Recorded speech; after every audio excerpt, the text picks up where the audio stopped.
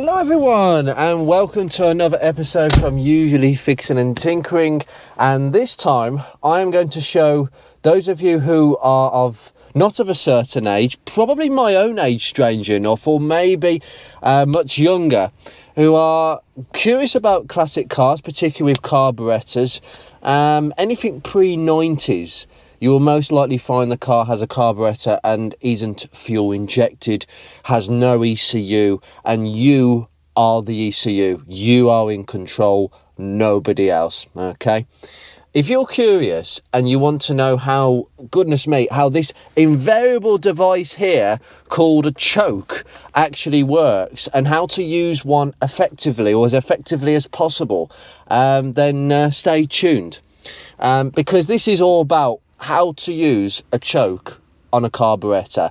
Now, just a little bit of basic information here.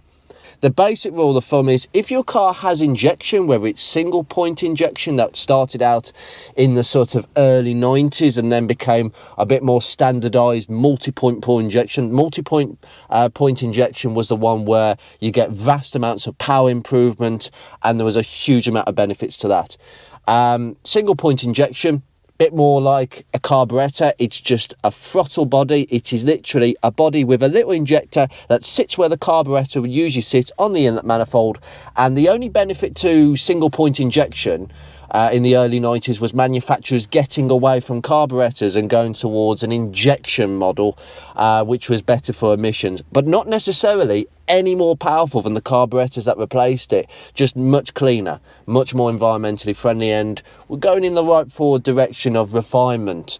There was a lot of improvements with single point injection, but the one it didn't give was any more performance than a carburetor which was well tuned. And that's what I'm going to say several times today, a carburetor that's well tuned. You have a couple of different variations. You have a manual choke that I have, and you have an automatic choke. I would really recommend that if you're going to go for, particularly an 80s classic, 1980s classics have automatic chokes when car manufacturers are starting to go away from you doing things and rather the car doing things for you. I think that was pretty much the start of where we've ended up in 2024, where nobody can do anything or be bothered to do anything. The car just does it for you. Automatic wipers and everything else, automatic lights, God knows, name it. But if you are looking at a classic of a certain age, particularly 70s, 80s, 90s, early 90s in particular, with a carburetor, automatic chokes, I've experienced automatic chokes, and most people you'll just ask your parents, ask your grandparents, ask anybody who's older, and they will tell you to avoid them at all costs.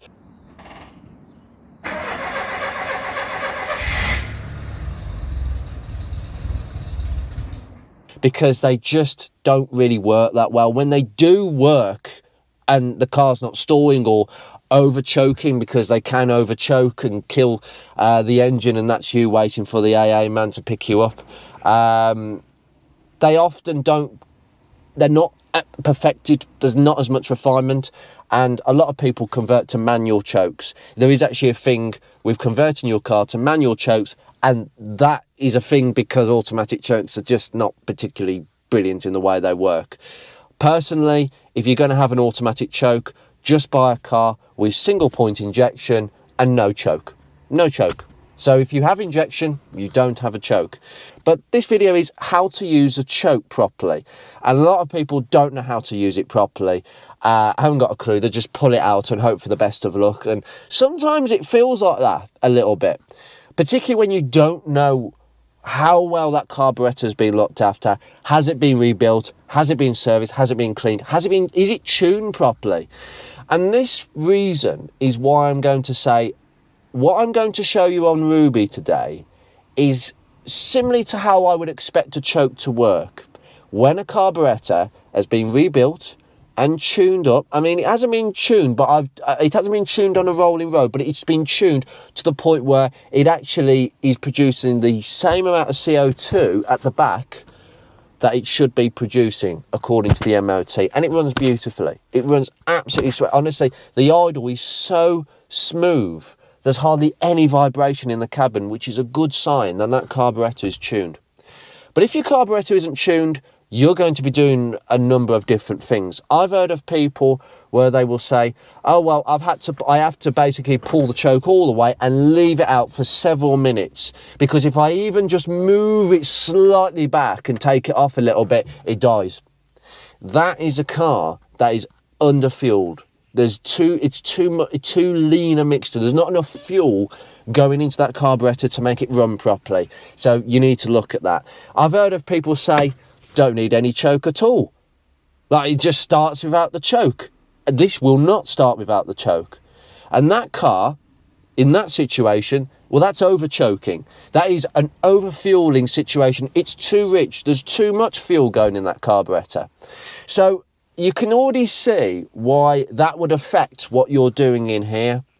The first sign of any trouble, it's either the extreme, I have to leave it out for several minutes, or the car virtually starts on no choke. That is a big alarm bell if you've got a classic car and you're doing that. That's not right. That carburetor needs to be stripped down, rebuilt and retuned. Now, whether you can do that yourself, well, I've done videos on that on this. This information does apply to Weber carburetors, SU carburetors, Zenith Stromberg carburetors, Solex carburetors. They're all the same. They all operate on the principle of a carburetor, which is basically this big freaking tap, and it just chucks fuel in in a very unrefined manner. Fuel injection is pss, pss, pss. It squirts. It's controlled, and that's why injection is just so much more refined. But it makes carburetors so much more lovable because they're just brilliantly inefficient, but they can be made to be very efficient within the constraints of the design of a carburetor. This car is stone dead. Okay, now the way a choke works is this lever here, which is your choke. Okay, it's got a little choke symbol on it. Okay, this has got a cable attached to it. That cable goes all the way through this bulkhead, through into the engine bay, round the front of this engine, and then it sort of curls round to go round the back and attaches to the carburetor linkage. And that will pull the little choke plate on the top, and it will open that choke plate. Now, that is what we call a choke plate. Now, when the lever is in the off position, the normal position, when your car is warmed up, it shouldn't have any choke on whatsoever. That flap is completely open, okay? It's letting a specific amount of air into the carburetor, of which you're tuning it to when you tune a carburetor. And that's what the fuel mixture goes off. It should be completely open, no restriction at all. When you pull the choke out, oh, what's happened there? Yes, the flap is completely shut. And what that will do is it will stop virtually all the air. And remember, these throttle discs, they don't entirely, there could be a minuscule amount of air getting past there. Air is like water, it's patient, it will find a way. And there will be some microscopic amounts of air coming in. It's not completely shut off, but it's virtually. That will make the fuel mixture rich because you need a rich fuel mixture to start a cold engine, okay? So you've got all this fuel going in, no air. And that will be enough to start the car, okay? When the car is started, this particular thing happens on this carburetor. Not all carburetors are like this, by the way. So we'll just cut to the front. And as you can see on the other side, the choke flap is shut because we've pulled the choke out in order to start the car. The car starts, and then this happens. We have what we call here a choke pull down diaphragm, okay? That takes a vacuum off the venturi. When the engine starts, there's a vacuum that's built up in the venturi, and it pulls this little rod. There's a tiny little rod that you can just see above my finger there. And what it does is it does this. The rod pulls in, the diaphragm is sucked in by the vacuum, the rod goes in, and the choke flap opens just a little bit, just to let a little bit of air in, to make sure that you are not over choking the car when you start it up. Because as I've said before, people make mistakes. Computers get it right, people make mistakes and they keep the choke out too long. And this, effectively, if I just do it with my finger, that's what happens. Yeah, as I say, user error is going to come up here, and this is why this is a really important video of how to use a choke properly, okay? So you pull the choke out all the way to start it up. This carburetor is clever, and it will just open that flap up just a little bit of air in, just to make sure that things do not become too rich. You'll notice, if your car is too rich, if you've got this choke on for too long and you need to push it in a little bit and let some more air in, the car will let you know. You'll hear the exhaust, it will go boom, boom, boom. It will really sound, and the engine will sound racy. The engine will be like a racing car. You'll see the RPMs go through the roof, and it's like, calm down a little bit here. If you observe, the next time you get in your modern car and switch it on, look at how many RPMs that the ECU is doing, is controlling the whole idle process and the cold start process. It's no more than about 1800 to 2000, depending on engine. The other thing is, this whole process depends on the engine. It not only depends on the state of tune of the carburetor, whether it needs a tune or it's been fully tuned, or the size of the engine. If it's a bigger engine, it's going to need more fuel for longer. If it's a smaller engine, relatively like this, you're not going to need as much, and it certainly doesn't in this case. It's easier and quicker for that engine to get warmer because it's a smaller engine. It takes it's a lot quicker to get warmer, and that's the aim. We need to get that engine up to working temperature, to the point where we don't need any choke at all, and to the point where it maintains a steady idle speed. So in the situation where it's a bit over choking, just move the choke back a little bit. Now, rule of thumb is with Ruby, and I'm going to demonstrate this in a second, we're going to start the car and we're going to move the choke halfway, literally after about 10 seconds, halfway. And that's a lot of cars. I would say 90% of classics move the choke halfway in straight away, and the idle will come straight down, but it will find its level. It will find about 1200, 1300 on this car. And that's enough to leave for a few minutes and let it warm up. It'll be perfectly fine. It will not stall on that. There's plenty of fuel and just enough air to keep things nice and balanced. So we're not over-fueling, we're not under-fueling, we're keeping things in a sort of nice equilibrium. And then effectively we get to the point where the idle is just settled. What you might find also, if you've left the choke out a little bit too longer than required, say I move it halfway and the RPMs are about 1300. What you might find is, if you just leave the car, okay, just leave it to warm up, whatever, have a cup of tea. No, only joking. You come back to it after a few minutes and it's 1500 RPM. The idle's gone up. Why is that? That's because the engine is warming up, and the fuel mixture that you've just set it at a few minutes ago, halfway on the choke, that would have been good enough a few minutes ago, but at a few minutes down the line, that engine's warmed up a bit more. So what will happen is the RPMs will start to go up again. So you're going to need less choke, and you're going to need to push the choke in just to bring the idle back down again. Okay, we're looking for around 1200 RPM, 1300. Some cars, that's too slow. Some cars, it's too fast.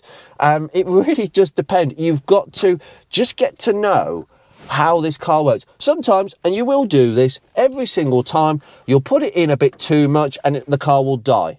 And that's the car telling you, don't do that. That was a bit too much. So you've got to understand and get to know how your engine feels after a certain amount of minutes with a certain amount of choke. It's nothing to be worried about, because you can just start it up again, pull the choke out, start it up and redo it again. You know, you just pull the choke out, restart it, off you go, Bob's your uncle. So that's as simple as it gets. And then you just keep incrementally just moving it in a little bit. Then after a few minutes of doing this, I'd say 5 minutes in total, you're ready to go. Now, in an automatic, I would say keep the idle a bit higher because the gearbox does need it. In a manual, you could probably get away with less than 1,000, but it's just enough so that the idle is around 900, 1,000, or maybe a bit more, depending on how many idles your car needs. And then you can move off in gear, no problems. Keep the choke on a little bit. The choke warning light will stay on until you take the choke off. It's just a warning light just to let you know to turn it off every so often. Some cars have a warning light that will come on if you've left the choke out too long and the car has got to working temperature. So if the car's got to working temperature, there'll be a little temperature sensor that will say, oh, choke light, can you put yourself on, please? Because we don't need the choke no more. And I often find those lights, that they're called idiot lights, but I'd ignore them. Don't ever trust the light. Always go by how the engine feels. It's all about, ooh, that didn't feel great. If you put the choke in too early and the car suddenly goes, boom, boom, and it holds back, pull it out a little bit more. If it is absolutely fine when you push it in, that means that it's warmed up and you didn't need that much choke anyway, but it doesn't matter. You've put it in, it will sort itself out effectively. And I find that after a minute or two of driving, this car will be absolutely fine with no choke. You'll push the choke in, and what you'll feel when you push the choke in is that little bit of a holding back, like the engine was slightly racing, and now it's found its way. It's as simple as. Some people just prefer to actually put it halfway and then after about a minute or two, take it completely off. They'll take the choke completely off before moving off. And some cars will get a bit vibraty, a little bit shaky. It's not quite happy. But what you got to know is, as long as that car doesn't stall and it feels good enough to drive off, that's good enough. That'll be good enough. And then when it's warm, it's fine. Some people have to wait for the temperature needle to go halfway before they take the choke off. Some people, as soon as the needle even touches the normal zone of temperature, that's it, straight off. So anyway, I'm going to start this car up and just give you a brief demo of how it should start. There's one other thing I have to point out here as well. This car has a real nice device and it's called an accelerator pump. And it's on that carburetor. And it's a fantastic device. So effectively, the principle behind the accelerator tap is in a normal carburetor, maybe an SU, for instance, an SU, with one variable jet that's like a cone shape. This has several jets, idle, acceleration, and, normal moving off, a main jet, I should say. The acceleration jet is basically a little diaphragm on the side, and it will basically pump on moving the gas pedal. It will pump through a little tiny tap that I'm going to show you in a second. It will pump a little bit of fuel when you touch that accelerator to move off, because usually going from idle to moving off to the main jet, that could cause a momentary weak mixture in other carburetors. But in this one, it pumps just a little bit of fuel into that Venturi to make sure that that mixture isn't weak as you're moving off. So it's quite interesting. But also what this means is effectively you don't even need Easy Start. I know people carry a can of Easy Start in the boot with carburetors. You don't need it with this. All you have to do is pump the pedal a few times, because by pumping the pedal, you're pumping fuel into that Venturi, and that will get you an easy start. There is one other thing. If your car, now I've pumped this gas pedal several times in this demo, so this car should start pretty well. It is a warm day. You've got to take into consideration the temperature. If it's freezing cold, you really do need lots of choke. If on a freezing cold day, even with pumping the accelerator a little bit, okay, and the choke's fully on, it still doesn't start, be patient. If it doesn't start after several attempts, this is what you must do. You have to actually take the choke off a little bit, just a little bit. You know why? You could flood that carburetor. And when we say flood the carburetor, you've literally chucked loads of fuel in to get it to start from cold, but it gets to a point, strangely enough, where it doesn't start, not because of the lack of temperature, but because there's so much fuel in there, it doesn't know what to do with it. It needs some air for it to burn. It will not burn that fuel properly in the cylinders. So you have to take the choke off, or maybe off completely, and just keep your foot on the gas. Just hold it down on the gas. That will have pumped a little bit more fuel in that naturally with the pump, the accelerator pump. but hold it down and then start it, and it will start. When it spurts into life, then you take your foot off the gas and then pull the choke out. Simple as. The car will start and race, obviously, because you've got your foot well on the gas. But that's to make sure that all that fuel is expelled, and then you can pull the choke out and level it out a little bit. It's all about leveling things out. But anyway, let's see what we can do here. It starts really nicely. Full choke. Foot is nowhere near the gas, as you can see. There we go. Oh, 2,000 RPM. Racing. Okay, now what you got to do, halfway, 10 seconds, halfway. I actually moved it in a little bit more. Did you just see me move it fractionally in a bit there? 1,600 RPM. It's a warm day, so we could go a bit more. We don't have to wait for a few minutes. There you are, it's going up. 17 and a half, it's racing. So when it's starting to race, back it off. Less choke. Let's back it to a quarter of a choke. RPMs go down. And it's just about no less than that, otherwise it will start getting a bit shaky. When it's nice and smooth, it means the engine's happy. If it's getting shaky, not enough fuel. That is now 1,400 RPM. Let's give it 2 minutes.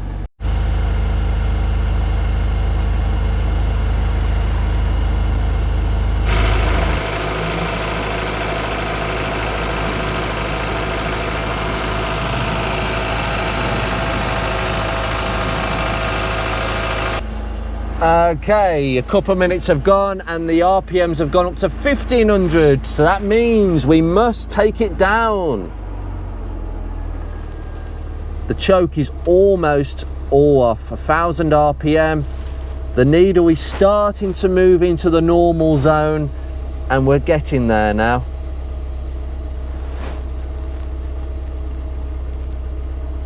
That's it, keep it there now for another minute. Now, potentially now, guys, we've done a couple of minutes. We could actually put it effectively in gear. Yeah, she's all right in gear, about 800 RPM. We'd be ready to move, put it in drive. Usually it stalls in drive. Wah! Hear the shake? Yeah, wasn't happy there. The gearbox does need a little bit more. It's drive where it usually, if it wants to stall, if it wasn't enough choke, it would have done it then, but it just about survived. So if you hear a crunch in drive, usually it's lack of RPMs, not too much. Put it back in park. Yeah. Now, as an experiment now, I'm going to take the choke completely off. A little bit fluctuated. Have a look at the exhaust. Still typically slightly bluish. It's actually, you know, that exhaust is a lot better than it was before. This car just needs to be used. Needs to have fresh engine oil, needs to be used. But look at that, hear that. Listen to the exhaust, that is smooth, that is rhythmic, it is nice, it's happy, happy. Hear that?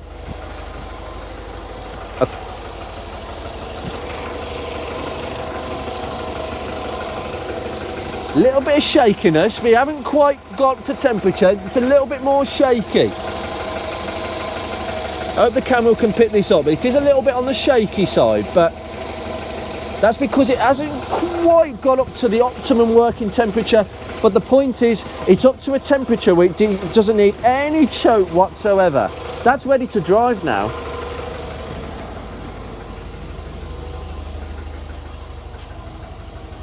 And what will happen in a bit is, give it about a minute, that 800 RPM that it's just about coping with will become 900 when it gets to real working temperature. And that, ladies and gentlemen, is how to use a choke. It is easy when you know how. You have to understand the car that you've got.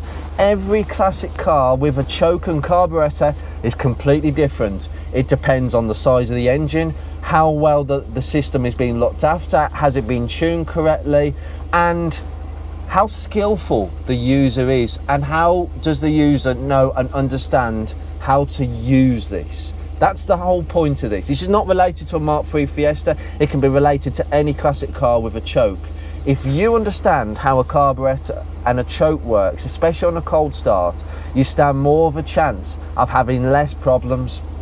So anyway, I'm going to leave this here with the smell of the 1980s. Lovely. Just a whiff of smoke and oil. Lovely. I love classics, and so should you. If you are interested in a classic, do not be put off by the whole I don't know how to use a choke thing. It really is child's play. And you know, the joke is with a lot of these classic cars is you'll see it on the forums about car theft and classic car theft, and there will always be somebody who will say, oh, but people don't know how to use a choke. You know something, that is kind of true, but it's so easy to know how to use a choke. I often wonder why. Is that really how a lot of classics are not stolen? I don't think so. It's so easy. I could teach a baby how to do this. So do you now. You know how to do this, and I'm going to leave this here. I might go for a drive in a bit. It started to get a bit dry. The sun is out, and this is a classic. Take care, guys.